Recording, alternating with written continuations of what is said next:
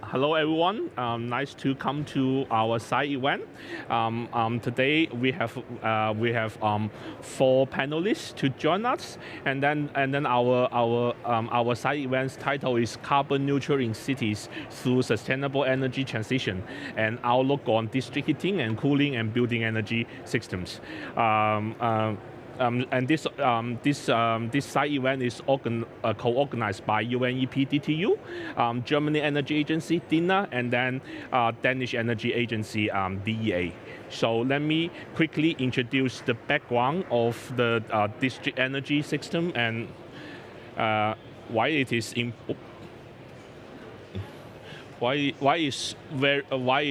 so important in the energy transition in cities. So actually, when we look at the energy system in cities, actually we can divide the energy system into three main parts. The one is the heating and cooling production sources, which contains either cooling or heating sources like chillers, heat pumps, boilers, or distribution networks like the pipes underground to transfer heating and cooling, and then also the end users part like the energy building energy systems. So actually that is the whole energy system in cities. And then here actually when we talk about the energy system in cities, we mainly focus on the heating and cooling parts. And then why district energy system is so important is because that we found that like a lot of energy systems actually a lot of technology, when you see the single building and then you find that it is maybe not viable or not cost effective, but when you see a larger picture in the city level or in the region level, it will be cost effective. But we have to say that in order to reach carbon neutrality, it is very important to improve the energy efficiency on the three parts, meaning the building energy efficiency, the heating and cooling production sources, and then also the distribution system. And then here actually is a very quick definition of the district energy system. Hi. Welcome, please. Yeah, thank you, David. Yeah, yeah. So actually, district energy system is to use as much as local energy sources as possible, and then it can provide a competitive and high energy efficient alternative to the traditional heating or cooling solutions. So, oops.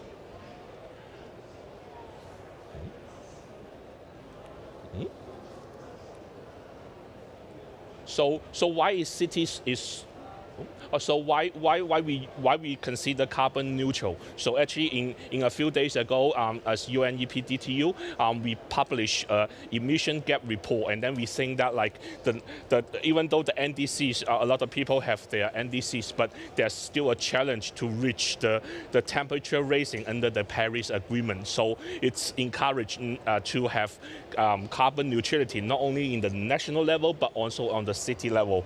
And then why the city is so important is that city is as we can see, that city is the main action takers, and then they can take actions. They can have the ability to facilitate the financial. They can set up targets and strategies, and then they can also as end users and providers. So that is very important. And then we think that the city has been playing a core role in this carbon neutrality energy transition. And then we have the question how to reach this, and then we can consider, okay, there's three major driven components: the policy, the technology, and the business model. So that the carbon neutrality energy transition is not a simple one. Actually, it needs to be, the three power need to go together so that they can drive the successful energy transition. And then we need to use different stakeholders or engage different stakeholders, and then engage cities and engage private sectors to achieve this. So here is end of my introduction, and then I'm very honored to introduce our panelists today. So the first of all is Ms. Ang Ye from Germany Energy Agency, DINA. And then the second is Lars from Danish Energy Agency. Welcome. And then also we have David Müller from C40, Director of International Diplomacy. Welcome. And then last but not least, we have Mamuna. She's the Director in Iskandar Regional Development Authority in Malaysia. And welcome you all. And then today's side event actually it will include two parts. The first part is some technical presentations, and we have Ang from DINA and Lars from DEA to present us some technical insight of energy systems. So first, let's give the floor to Ang. She will present the carbon neutrality in cities through sustainable energy transition. And the floor is yours. Thank you, Julian.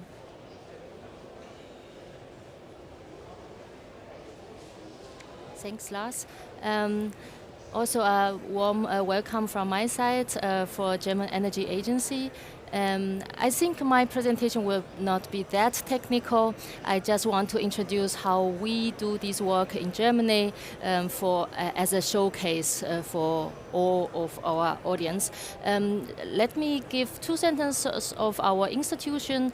German Energy Agency is founded by 4 federal government ministries. We work on behalf of the ministries, but we are more or less an independent think tank for the whole energy transition process in Germany.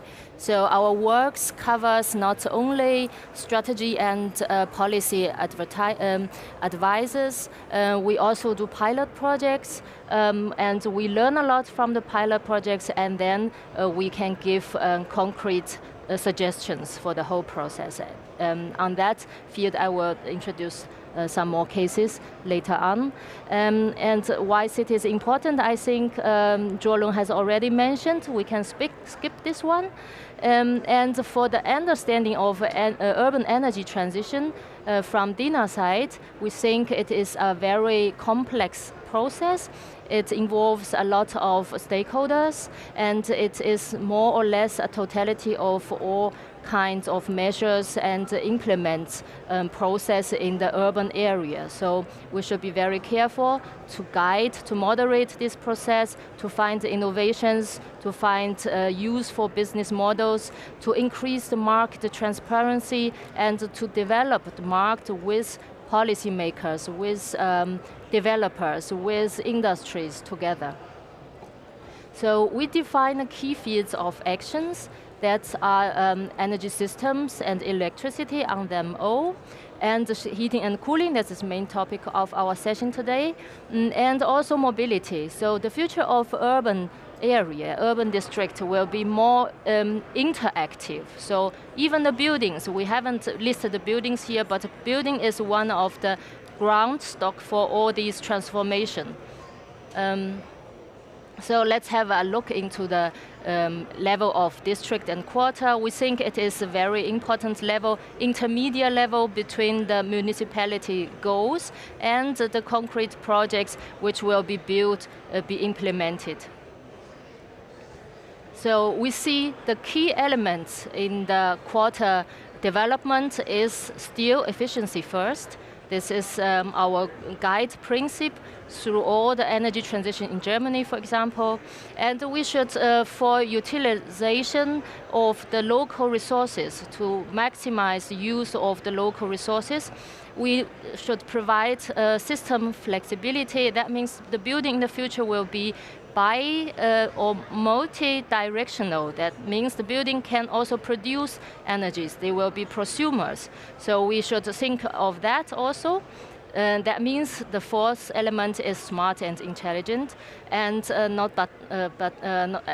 last but not least is the circular economy and life cycle considerations. So for the implementations for Germany, we have, for example, the energy and climate protection management system. This is more on the municipality management level. And I have also bring some cases. One is a famous district in Berlin. It's called Euref Campus. It is a reuse, redevelopment of existing industrial sites. And they have already, in 2014, achieved the federal government goal of climate neutrality by 2050. This year we have made a new goal that is 2045. And another case study I think is more important for us is to scale up, because this is the main topic of our COP this time. We must act now, and how we can act now is that we need to get all these stakeholders involved. For example, for retrofitting, we have borrowed a concept from the Netherlands that the name is energy sprong. That is basically a prefabricated retrofitting of old buildings from the 70s, 80s.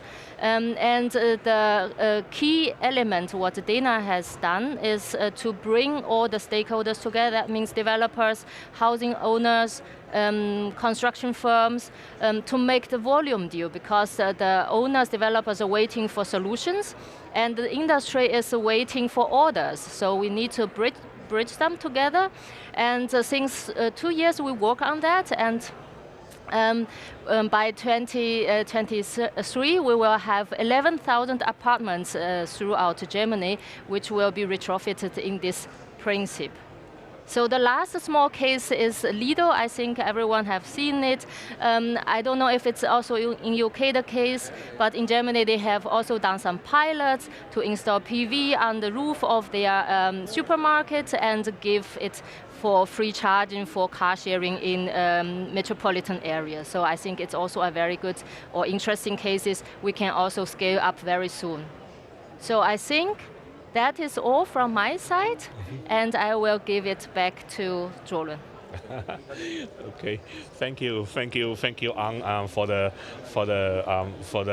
presentation, and then thank you also share the case studies and also the insights from Germany and then also from the Germany cities, and then now let's welcome Lars from Danish Energy Agency to share the experience of district heating from Denmark. The floor is yours, Lars. Thank you very much, Sholon.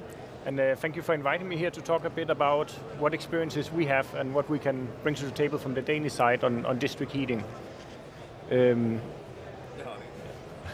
Denmark we have a quite long-going history and a lot of knowledge on district heating by now. We have had experience with it for many years. And we have it across most cities and towns in Denmark and a lot of small villages as well. So we have district heating in a lot of different scales. In Denmark we have 5.6 million inhabitants, and throughout Denmark 64% of the households have district heating as their primary heating source. We also have 33,000 kilometers of district heating pipes in the ground, so it's a system that is fully operational and has been for many years by now. And district heating is now covering 17% of the final energy demand in Denmark. That also shows a bit the scale of the building sector within the total energy consumption and the demand for energy we have for buildings. And that is also one of the reflections that show why district heating, or district cooling for that matter, can be very, very vital in order to engage in transforming the energy system towards a more green setup. There's also quite a lot of sales connected with it, and of course there's a lot of employment with district heating. And that's also something that is for sure very transferable to other countries as well. A little bit about the Danish approaches, what it is that we do. I work at the Danish Energy Agency, and we have a lot of insights into the regulatory setup for district heating. We also provide support for other countries. We have some global connections with other countries where we support them on, for example, the transition towards more district heating within the countries. One of the things that is a bit special for district heating and heating in general in Denmark is that we always do a socioeconomic evaluation of the potential of district heating. So that means if you want to implement district heating, you need to show that it's the most, or it's the best case practice within a socioeconomic framework. And you normally compare it to a setup with individual heating. For example, today would be individual heat pumps in the houses instead, or in the buildings. we have a lot of focus on the value of district heating in the system. I'll get a bit back to that as well, but how it actually supports the rest of the energy system or is able to do so, and how we can therefore help with the security of supply of the Danish setup. We also have a lot of connection with the Danish municipalities because the direct implementation of district heating lays in the municipalities together with heating companies. So a lot of the implementation of heating, it comes from national perspectives, national legislation of course, but the actual implementation happens locally. And this is also why I think it's very important with the city's involvement. They are the ones who can really drive the process and make sure we have an implementation of heating or cooling in a more efficient and smart way. We have a lot of experience, of course, with the regulatory setup based on the history. Some of the things we've done are maybe not easy to replicate. They might not make sense in today's world, but we try to give advice and give ideas on how you can do it based on what we believe makes sense today. And then, of course, we talk a lot with different institutions. We'll get a bit back to that also, what that actually entails. Some of the perspectives we talked a lot about in Denmark is what is the considerations you need to take into account when you look at district heating.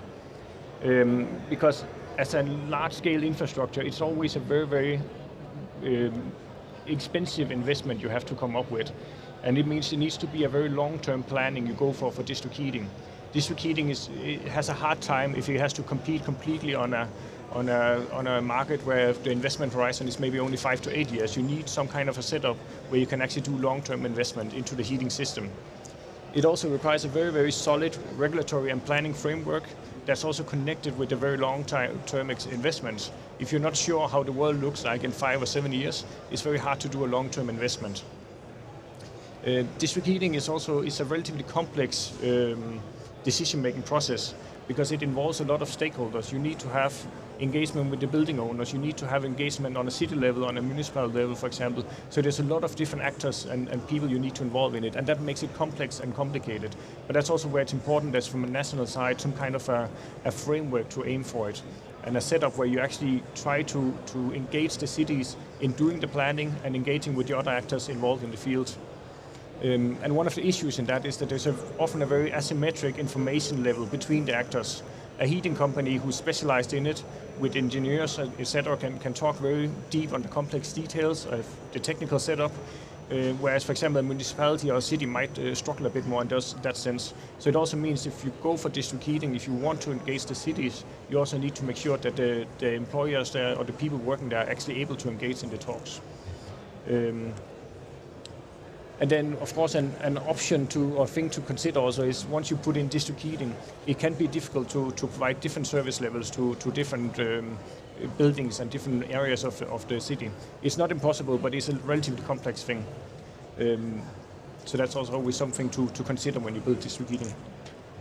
And then the last thing I'll just touch upon a bit is how district heating actually engaged in the coupling of the different sectors. This is a very simple setup where we just focus on the electricity sector, the heating sector, and the cooling sector. But as you can see, there's a lot of flow of energy throughout the system. It's more or less matching what we'll see in a Danish setup today, where, for example, a combined heat and power plant delivers both electricity and heating into the system. And some of the benefit of that is that you achieve a much more efficient system. You use less fuel than if you have to do both heating and electricity apart. You have more cost effectiveness, you have more flexibility built into the system.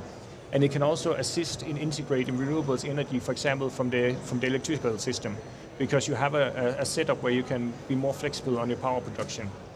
And it can engage a bit in security of supply for the system as well. I think I'll leave it at that because I can see my time is expiring, so thank you very much. Okay, thank you, Lars. Can you change the PowerPoint to the number one? Yeah, thank you. Yeah, so thank you, Lars, for sharing the experience of developing a sustainable district heating system in Denmark, and actually.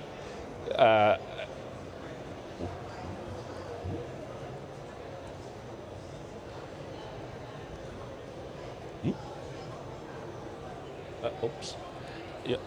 Yeah, and actually this is quite useful, and then also that we as you know that like Denmark have a carbon neutrality target in the coming future. So we think that that would be the good lessons learned from Denmark. So let's move on to the second part discussion, and then we will have 2 rounds of discussion. Oops.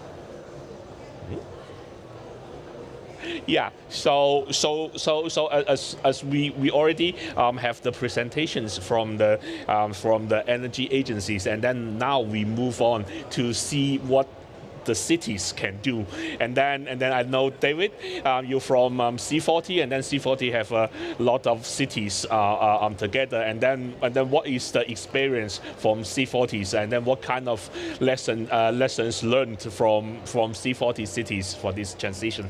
Yeah, great. Thank you. Thanks very much for the question and for the invitation today. The issue of high efficiency heating and cooling and promoting the energy efficiency, particularly of existing buildings, is a huge issue to our mayors. And just for background, for those who don't know, C40 is a coalition of originally 40, but now 97 of the mayors of the world's largest cities like London, Paris, Beijing, Shanghai, Jakarta, and of course my home city of Toronto, where I spent 16 years as an elected official. And Toronto actually has a very significant district heating system, heating almost all of the government buildings and hospitals and not-for-profit buildings downtown, and an equally large, in fact larger, district cooling system, cooling all of the government buildings and all the private buildings in downtown Toronto. So I bring that perspective to the conversation. I think from the perspective of our mayors, the very first thing that they would say is that district heating and energy efficiency of buildings are critical if we're going to achieve our goal of having global emissions by 2030 to stay on a 1.5 degree trajectory. The role of cities, because the technical issues are different in different places, is really important. As both speakers have outlined so far, the cities have to be at the table and be partners in designing the system. And I think the other message I would give is that cities are working incredibly hard to decarbonize electricity grids. 15 of our cities recently signed a renewable energy declaration, which is a commitment to ambition. Mm-hmm. Some cities have control over the electricity, like Los Angeles. Our current chair, Mayor Eric Garcetti, when he was elected mayor 7 years ago, mm-hmm. the grid was something like 37% coal. Through the city-owned Department of Water and Power, it will be 97% clean by 2030. Okay. So there's real action, but there are other cities that have only have regulatory authority, not ownership, and some that don't even have that. So we see Sydney and Melbourne in Australia using their purchasing power, partnered with other big consumers of electricity, again like hospitals and universities, to dramatically green the grid. And I think that level of ambition is really important, because when you take that ambition together with the technical work that's necessary to make the change we need really quickly, you can achieve very good results. Mm-hmm. Okay, thank you. Thank you very much for sharing the experience from C40 cities.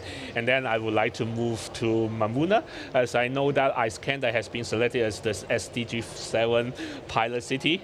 And then yeah, please share your experience. Thank you. Mm-hmm.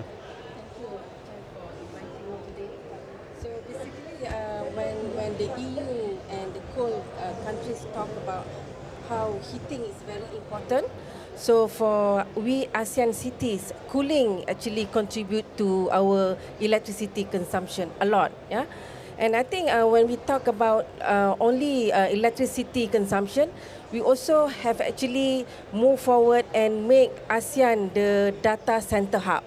So as you know, data center is one of the industry sector that actually use triple times of electricity consumption for any industry. So for an introductory, Iskandar Malaysia is actually located in Malaysia. So we are like 45 minutes north of Singapore. And for Iskandar Malaysia, we are actually mandated to drive the southern region of Malaysia. So my organization is Iskandar Regional Development Authority, and we are actually governed by what we call a document which we call a comprehensive development plan that looks like how we can actually at the same time drive economy but balance environment as well as look at social inclusivity. So it's a big mandate actually for my organization to drive economic region down in South Malaysia. So when we talk about environment, so we beside the comprehensive development plan and try to balance between environment, economy and social, we are also committed to become a low carbon society by 2025. And this is something that we feel that any environmental or effort needs to be done by the community as well. Yeah, and at the same time, we feel that we are already 15 years.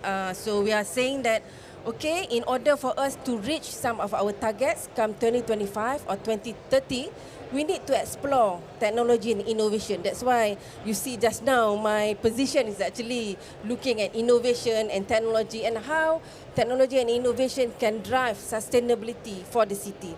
So in year 2010, we have actually made a commitment to reduce our low carbon intensity by 58%. It's actually per capita from 2010 baseline. And at the same time, we have actually understand if we do not do anything with our fast-growing economy, our electricity consumption will actually increase about threefold. So what we need to do now is actually to really understand how we want to do that. So as a blueprint or roadmap, we are saying that 24% of electricity consumption by 2025 should be from EE. Energy efficiency through green building, residential, commercial, industry and so forth. And 12% for renewable energy. So as you know, in ASEAN, we have a lot of sun, 365 days a year. So we are looking at solar PV as the most contributor to our renewable energy. And others include biomass, biogas, solid waste and also hydro. So hydro is one of the main contributor to electricity as well. And this will translated to about 3.4 million ton saving of carbon emission by year 2025. And where we are at the moment. So I think I have to say here that when we actually calculated our year-to-year GHG emission, to date we only managed to reduce only about 17% of GHG, and that's a lot of work to do, especially looking at this electricity consumption. And I think unfortunately we have also developed our own SDG assessment together with United Nations UN Escape, and we realized that we are actually good at promotion and capacity building. We do a lot of capacity building, but we are weak at upscaling utilities and energy facilities. So this is something that we want to work on. So moving forward, we are actually focusing on green building, looking at EE, gearing towards net zero building and also exploring smart building. We are also monitoring our industrial activity. When we do the assessment, we understand that industry actually contributed to the carbon emission and also electricity consumption. And the good thing is that we are moving towards public transport. So we are going to have our first bus rapid transit in year 2023, and we believe that will actually help us. So I think that will be it for now. So maybe in the next session, I will explain more and share about our lesson learned and key challenges. Yeah, thank you, Mamuna. Yeah, so very glad to hear the target that Iskandar has set up for the carbon neutrality, and then all the efforts that Iskandar has been made. Yeah, so let's enter another round of discussion. So actually, let me start with Lars. So I know that Danish Energy Agency has not only working in Denmark but also have global collaboration, and then also working on other countries, especially developing countries and emerging economics. So what do you see the major challenges and barriers in the field of district heating and cooling during the energy transition in cities? Yeah. Yes, thank you very much, Jerome, for the question. I mean, we work across a number of countries on district heating specifically, where we collaborate with the partner country on how to implement or change their district heating setup. I think there are a couple of different set of challenges. Some countries already have district heating, but might need to renovate it to bring it up to date and make it more modern. And other cities or towns or other countries need to implement district heating more or less from scratch. And that also goes across quite a few European countries that are developed, but also in developing countries. I think the challenges are two main things. One of them is the financing and being able to find this kind of long-term investment tools or have that available is very difficult, especially because there are a lot of other investment options. So you need to somehow make it possible to go for these long-term investments that are needed for a heating system. And then I think the second part is the regulatory setup. As we hear from the city representatives here, it's very, very difficult. I mean, it's not to make it sound like it's mundane to implement district heating on a technical level across a big city. That's a big task for engineers and everything. But it's possible, and it's known technologies, etc. That can be done. But setting it up in a framework where it's actually possible to both get the investment and have the actors involved in a good way, that is very, very difficult across the countries. And that's something that needs to happen also on a national level. Yes. So I think that's one of the main barriers. Okay, thank you, Lars, for the sharing. So I come to Ang from Dina. Yeah, as I know as well, Dina is like also working on the energy transition in cities. So what do you see from the main challenges and barriers? Yeah. That's a very good question. I think from our side, we will need a lot of moderators and platforms to bring all the people together, as Lars said. It's not only a technical issue. Just at this COP, the federal government has announced the climate finance delivery plan with Canada together, $100 billion per year for the emerging economies for climate protection. That means this is a lot of money. And one of our federal government bank leaders has said, money is not the issue, we need to find good projects with good qualifications. So at the end, it's like maybe what C40 is doing, also what we as Dana is doing, to bring good projects with innovations to these bankable projects, channels, programs, and give them guidance on the whole process, especially quality assurance, because we can set higher standards, but somebody, the experts, need to access that, need to implement that, so we need to look at the whole process. So I think that will be the next step of challenge. We need to scale up very quickly. Mm-hmm. Yeah, thank you, Ang. Yeah, and then I would like to move to David from the C40 perspective. I know that like a lot of C40 cities that they are doing planning work. They're trying to making commitments and taking actions on the energy transition. So what can you see about the challenges and barriers? Yeah. First of all, just to pick up on that, each C40 city has committed, in order to remain a member, to have a climate plan that does their fair share of having emissions by 2030 on a path to net zero by 2050. Okay. And C40 is about 25% of the world's economy, around 700 million people in the city regions. Mm-hmm. So it's a quite meaningful commitment. I think both of the comments of the previous speakers I agree with. There are regulatory challenges because the cities have different regulatory environments. Yeah. There are challenges making good projects bankable. There's lots of money, but how do you use it? Well, I'd like to highlight another challenge, which is the growth of megacities in China. It's a really significant challenge in decarbonizing the energy systems and decarbonizing the building sector in particular, which is a huge sector globally, and I don't think often gets enough attention.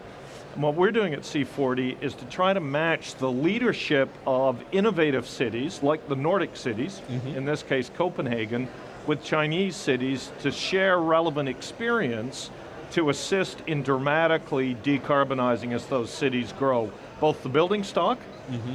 and the energy systems, particularly district energy. So one of Copenhagen's sister cities is Beijing. Mm-hmm. We have a project called the China Buildings Program, Okay. That we work with Chinese cities very quietly, but very impactfully.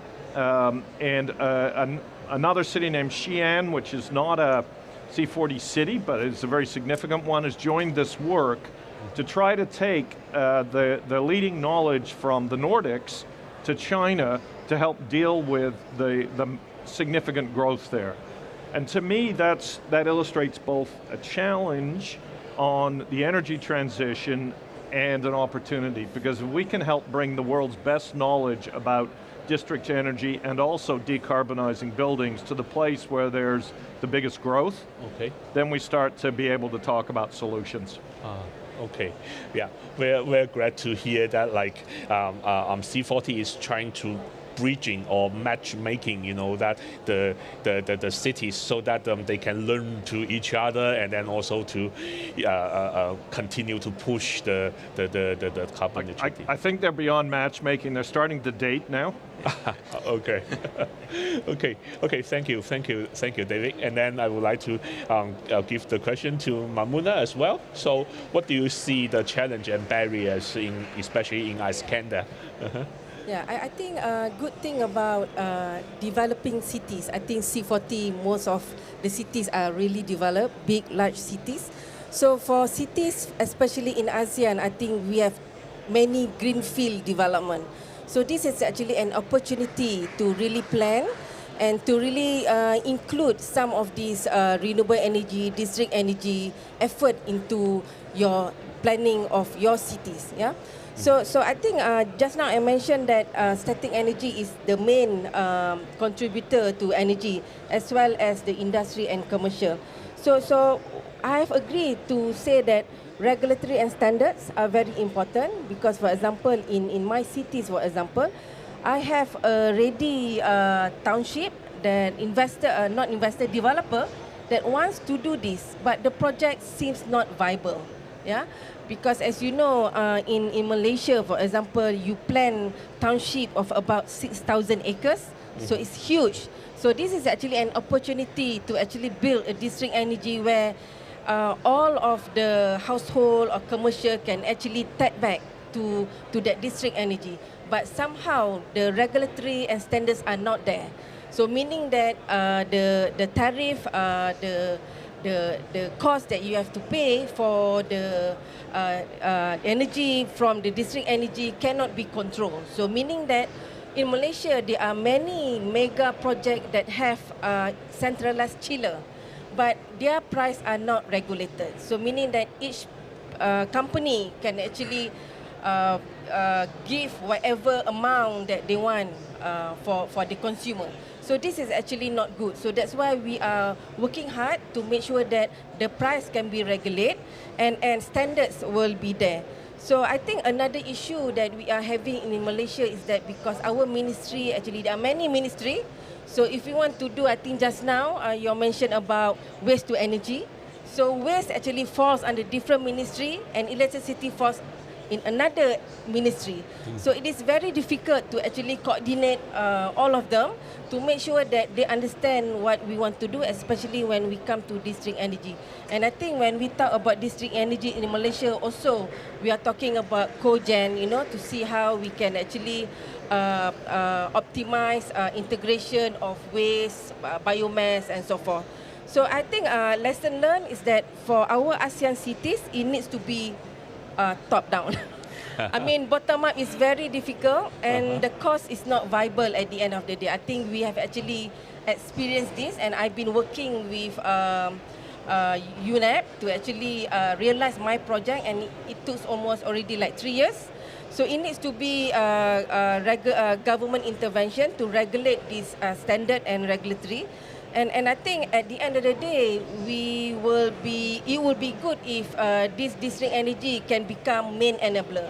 So for example, when we submit buildings, electricity, water and so forth, is actually one of the main enabler for you to get building approval. So if we can make district energy as part of it, then I think the transition will be much more faster. Yeah. Thank you very much, Mamuna. Yeah. So actually, according to Mahmuda, actually, yeah, we need to make efforts not only in one sector. We need to combine different sectors and also different ministries, so that we can push this regional energy efficiency to reach a higher level, so that they can contribute to the energy, the carbon neutrality. Since we are already running out of time, so we will go to the very last part. So actually, can all of you have one last sentence that to make a conclusion? Yeah, last 1 or 2 sentences. Not only. Yeah. So what do you think, or maybe say your expectation or recommendation to the cities? What should they first target for energy change, for carbon neutrality? So maybe I start from Lars. Yes. I think we've touched upon a lot of the things already. I think one of the main things is to set very ambitious but possible to reach targets and goals, and then make sure that there is an implementation plan in the city level where it's actually being acted upon. It's very difficult on a regulatory scale to do it, because as we said, it goes across ministries, it goes across agencies and a lot of actors, but it is where we need to dive in to make it actually happen. Yep. Okay, thank you. Maybe I guess for a city like us, we need to understand where we are at the moment. Not only once you understand where you are in terms of your electricity consumption, then you can actually do a roadmap, so that you know what can be done and what cannot be done. Because some of the things that you want to do might be too ambitious, and then you will not be able to realize it. Okay. Thank you, Mahmuda. And Ang? Thank you. My approach will be for the cities that they get eyes open to get all these important informations, inputs from all over the world, but also get all the stakeholders from local side together to try to find innovative, bankable, marketable solutions. So that will be my appeal. Okay, thank you. And David? Decarbonizing buildings and clean energy-based district energy systems can be transformative if we really are going to halve emissions by 2030, which we must do,